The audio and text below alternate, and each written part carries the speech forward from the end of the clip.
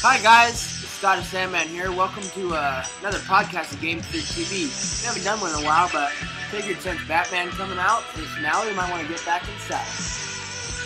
Or the Batmobile. Yeah. Alright, well, we're going to talk about that. Maybe some shootings, and other Batman-related stuff. Alright, this Batman Dark Knight Rises, this is going to be the third movie in the trilogy directed by Christopher Nolan. Pretty good director there. He also did Inception, for those of you guys who didn't know. Bunch of idiots. So that's what you are. Yeah. It was alright. I was kind of freaked out. I didn't know what the hell was going on. Alright.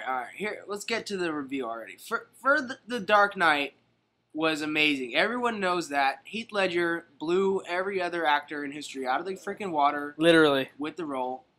Like, yeah. Literally. Literally blew them. and so, I mean, it's really hard to beat that. So in this movie, they have Batman going up against Bane, one of his biggest, most ferocious enemies, and also Catwoman. So we're finally going to see Batman get a little love interest action going. Yeah. So honestly, this movie, from the beginning, it sets up to have a lot of potential. Joseph Gordon-Levitt also stars in, which we don't really know his role in the beginning. Cop number 2. Yeah, he's cop number 2. He was kid number 1 in the first Batman movie. Begins. So right from the beginning, this movie's ripe with a lot of potential for some really good scenes and some really serious action sequences. And Christopher Nolan, he just goes all out with the epicness. And the scale of this movie tops the other movies by far. The amount of guys on screen, the amount of action going on, the amount of different plot stories and twists and turns within the screenplay definitely tops The Dark Knight and Batman Begins. No, I don't know about that. There was too much shit going on. Just like Spider-Man 3. It was just too much at one time just to, feed everybody's need for all the comic and fanboys and stuff, and we didn't need all that. There's too many plot holes at the end of it, and then it was a clusterfuck at the I thought. Go ahead. All right, so we also have Anne Hathaway coming out as Catwoman in this, and honestly, she was my favorite role in this movie. See, dude. What? What? You made it too long. It No. shouldn't be 3 minutes. Why? Because I'm already ready to talk about Catwoman. Why? Then fucking talk about Catwoman then. All right, whatever. Erase that part. So Anne Hathaway comes out as Catwoman in this movie, and she is honestly the best actress, the best actor, hands down, in this entire movie. She steals every scene that she's in. She blows it away. Christian Bale is the best Batman. Fuck no. He's the best Batman there ever was. Okay, just comment on who you think the best Batman is. I'm sure Christian Bale's gonna fucking lose. But Anne Hathaway, every scene that she's in with Christian Bale, she makes him look like a toddler because her acting skills are freaking superb. Yeah, she was a really good, Catwoman. Better than Halle Berry, but not better than the original one. Michelle Pfeiffer? Whatever. But she was really good. I thought they should give her a fucking movie on her own, but not like a really, really, depth one where it's going to be like a trilogy because we don't really give a shit that much about fucking Catwoman. I've heard rumors that actually they're going to make a Catwoman movie starring Anne Hathaway. Yeah, hopefully. They might reboot the Batman series and have her as a guest star. I don't know about that one, but I know they're going to make reboot about Batman supposedly, but fucking who gives a shit because Batman's always going to be in theaters no matter what. It's been like that since the 90s anyway. But I want to talk about fucking the terrible accent of Bane and the fact that he was British, which I have no idea fucking why. There was no reason to make him British. He's never been British.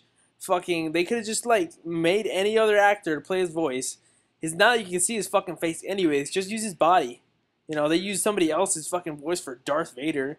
Alright, the guy that plays Bane in this movie is quickly becoming one of my favorite actors. Tom Hardy, he was in Wuthering Heights, Inception, he played Bronson, he played in Warrior, he's been, This Means War, he's been in a lot of movies recently, and he's really, really good. He's really kind of a breakout star at the moment. A lot of people want to have him in the movies, but the main thing is that the dude is freaking ripped. He's huge. He's a monster. And the fact that he can act actually adds on top of the fact that he looks like he just lifted Arnold Schwarzenegger 1,000 times. Okay, and Arnold Schwarzenegger is a pretty good big size guy. Yeah, You know now what I he mean? is. So, but I don't know what the hell is up with Christopher Nolan and having people do stupid voices. Yeah. I mean, Christian Bale, he has a fine voice. He sounds just fine. And Tom Hardy, yeah, he's a little British, but that's okay. They could have at least had him talk like he didn't smoke cigars for 48 years straight. And Or British. Fuck, goddamn. He can talk in English, goddamn it. If Hugh Jackman can do it, he can fucking do it. Just don't butcher Bane, you assholes. Fuck. Alright, that being said, I really, really like how Christopher Nolan takes on the villains in Batman and gives them a real modernized feel and theme, like how Joker, in the comic book series, he fell into a vat of acid and his skin was bleached, but in the Christopher Nolan version, he wears makeup in order to cover up his scars, and Bane, in the comic book series, he has a serum that he injects in himself that makes him stronger, but in this one, he's just like an all-around badass character. I really liked Bane in this, and I think that he was a great offset to Christian Bale's serious acting because there was a lot of comedic lines from him. It's not even a Batman movie. It's fucking Bruce Wayne Rises. It's everything. Like, we see Batman maybe like 3 times tops, and other than that, fucking, it's about Batman finding his soul and fucking claiming some whatever the fuck. Because he's broke. He's fucking broke as shit. They take everything from him. They take his fucking mind, his body, and his fucking money. So it's just fucking, like, Bruce Wayne trying to find himself and, become Batman once again. It's not even a Batman movie. Like, they said Hans Zimmer did the music, but, I only heard it, like, maybe twice, 3 times maybe. Every time Batman's on screen, that's about it. But, there's nothing memorable about the movie. Bane was cool, but, he's not, like, any better than the one from the Batman and Robin movie. What? Just because yeah, he's, like, smarter, but who gives a shit, Fucking terrible British accent over giant monster that's dumb as fuck.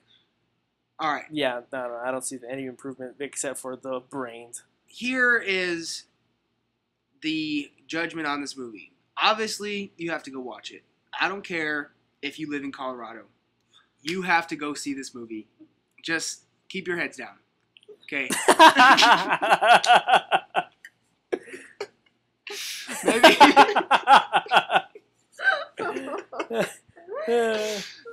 Okay, God. trust me.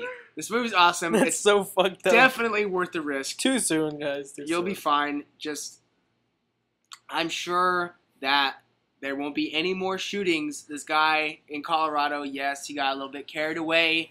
Apparently, someone in line was wearing the same sneakers as him, and he got a little nervous, lost his mind a little bit, started shooting babies. What? Okay. It's fucking terrible. Oh my god. I gotta Anyway. say, I was not there. I do not know exactly what happened, but let's just say that if Christian Bale had been there, then Batman would have saved the day, like he always does. God, he would have just fucking bored him to death with his fucking grunts. But anyway. Horrible acting between the two characters. I mean, they're both great actors, but one of them has a fucking respirator on his face and the other one has throat cancer. And they're talking, they're like, where's the dinner? He's like, where's the dinner? Yeah, it was a terrible scene, that second fight they had. But I'm gonna apologize for my friend's rudeness. But all in all, just matinee the movie or just go get a bootleg because it's okay. But Heath Ledger set the bar too high. What do you think? Yeah, it's pretty tough. It's pretty tough to have such a great role and then come back from that kind of performance. It's true. All right, guys, thanks for watching another podcast of Game Freak TV. If you want to see any movie reviewed like Ted or Brave or anything like that, go ahead and leave in the comments and feel free to subscribe to our channel. If you have a channel, then shoot us a message and we'll subscribe to yours. And guys, have a great day. Game Freak. Woo.